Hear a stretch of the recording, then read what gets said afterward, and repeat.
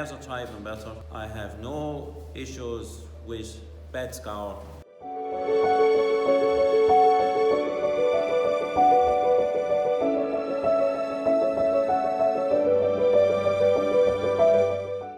You really want to know why I started using it? Well, initially I was using calf gain and I was using Seaguard as against calf scour and coccidiosis. And I was in with Clean Line, there was a symposium on using the Alpha Calf Max, and I asked him a few questions about coccidiosis and asked him about calf scour and this and that, and he more or less told me that the sooner you give it to the calf after being born, the better it works.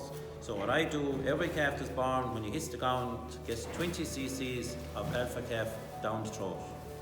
Maybe 10-15 minutes, within a half an hour.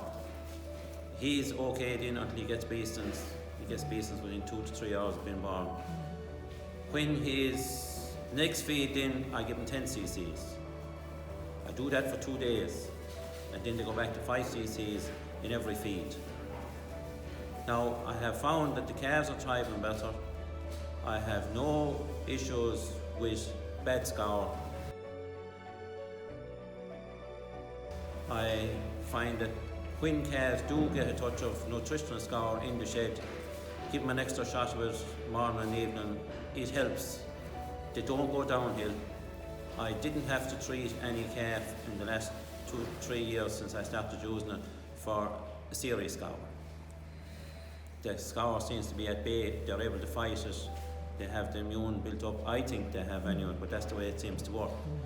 Now when they go out, coccidiosis seems to show its face a small bit again. I do them with bovicocks, or to the bay cocks. Bovicocks, they're all the one for coccidiosis. They seem to thrive away. They kick and keep going. You don't have this problem of a calf or a reared calf going downhill and you just can't treat him right. You might have 1 or 2 out of 100, which I rear about 100 calves, that might get a bigger belt than normal.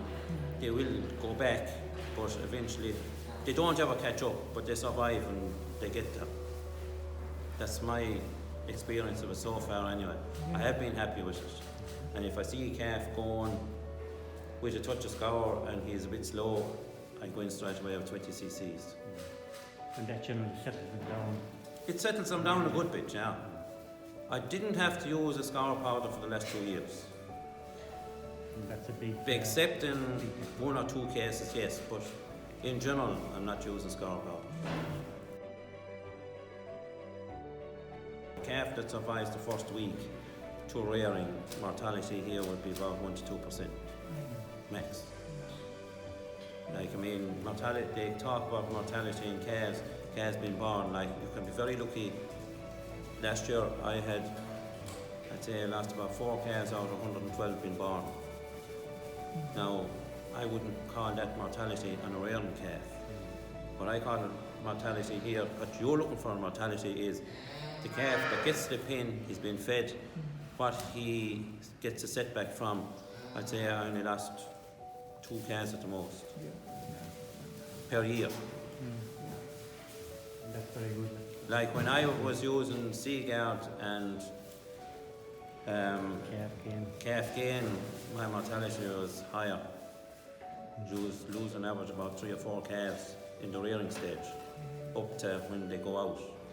But last year I only lost 1, and I don't think it had anything to do with the scour. I think it actually had to do with the calf's health, immunity, yeah. I have found in the last 2 years that my replacement heifers are coming in on average 40 to 50 kilos heavier. I weighed my replacement heifers. I must have weighed them there towards the end of December. Sometime in December. Was it going in December? We just got a mad fish one day. We weighed all replacement heifers and we weighed other heifers. And my replacement heifers were averaging 500 kilos going in.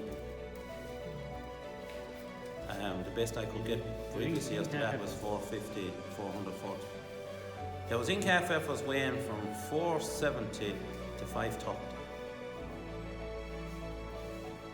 I weighed heifers here yesterday morning. They're not replacement heifers. They're whitehead and Angus heifers. The first calf was born, the oldest one was born the 1st of March, the youngest was born the 29th of April. And they weighed from 460 to 540. So it must be coming from the starting stages. Yeah.